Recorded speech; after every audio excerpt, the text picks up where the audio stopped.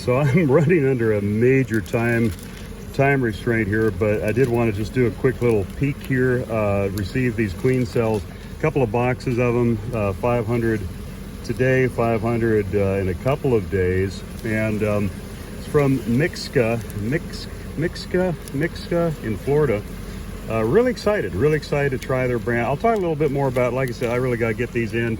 The sky is is wanting to rain, and these are actually set to hatch here a little later today, but I'll catch you in a little. Well, I apologize for this very plain looking video, but I'm going to be really quick and concise to the point. Three things that I'm looking for down here, and if I have time tomorrow, it's just the schedule down here has been so ridiculously insane. That's why I at least wanted to take a little video of those queen cells come in, just to get a little glimpse of that. But three things that we're looking for down here, or that I'm looking for down here, and it's going to be the same up in Washington, western side of Washington, probably in the next 2 or 3 weeks, weather dependent. If it gets mild here for an extended period of time, then that's going to get pushed up. But what I'm doing, and I will get a video of this, and I'll try and post here in the next couple of days, is that we're tipping hives, or in this case, well, I'm down here by myself this time. I'm tipping hives. So if it's a double deep, I'm tipping the whole hive back and looking underneath at the frames, the bottom of the frames, and I'm seeing what's the bee population. If there's no bees, if I'm not seeing any bees on the bottom of those frames, which would be the bottom frames of the bottom super, then what I'm doing is reversing that box. I'm taking that box that's on the bottom, putting it on the top, because bees like to move up. And so doing that, if I lift the box and there's 5, 6 frames full of bees underneath, then I know there's at least a nuke worth of bees, and I can use that as a split. And so I'm splitting that colony, and you can refer back to some of our previous videos on how to split. For those of you, if you've kind of peeked at your hive on some of these milder days and seen that they've got a really good population, you probably want to go ahead and put in your queen orders for, arriving maybe in the next couple of weeks or so. If your hive is solid, jam-packed with bees, we're supposed to be getting a mild spell here in a little bit. Not a bad idea to crack them open, check for swarm cells.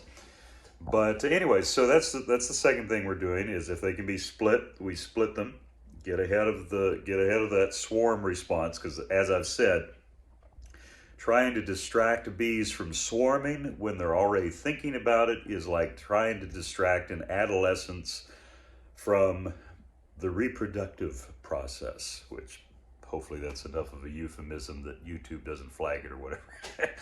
But always better to stay ahead of it and just keep the bees as much as possible from even thinking about it.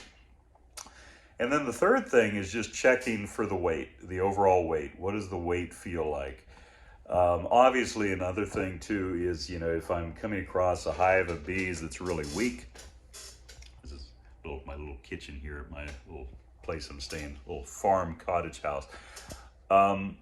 If you see it's weak, then obviously I'm pulling a frame or two, seeing if it's, is this just a colony that winter was really hard on and they just need a boost, or is there disease involved, or all this kind of stuff. So once again, reverse the supers. If the bees are mostly just in the top box or boxes and have left the bottom, reverse it so that they have room to grow up.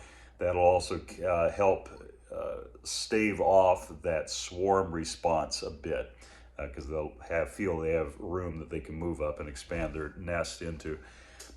Second thing, bees that look like they can be split, go ahead and split them. And just, if you've bought a nuke before, just think in terms of that, 5 frames of bees, 3 frames of brood, and that's a really good solid split. So, if you've got 6 frames of bees in the bottom box, 6 frames of bees in the top box, that's an easy split. It's a good split. Just make sure that they've got, 2, 3 frames of brood per split that you make.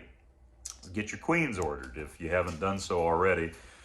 By the way, we don't really sell queens. Every once in a while we'll have extras left over, but there's some great great supply houses here in Rochester. Lori Miller, incredible lady, has her brain wrapped around breeding queens and genetics and everything else. She's out of Roy, Washington. And also another good couple is, oh gosh, Olympic Wilderness Apiary at Port Angeles. Survivor stock, really interesting.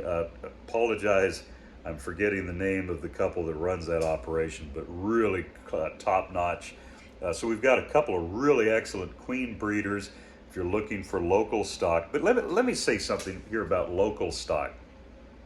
And you know, I don't want to put words in their mouth, but I think I know that both those breeders well enough that they would agree with me on this.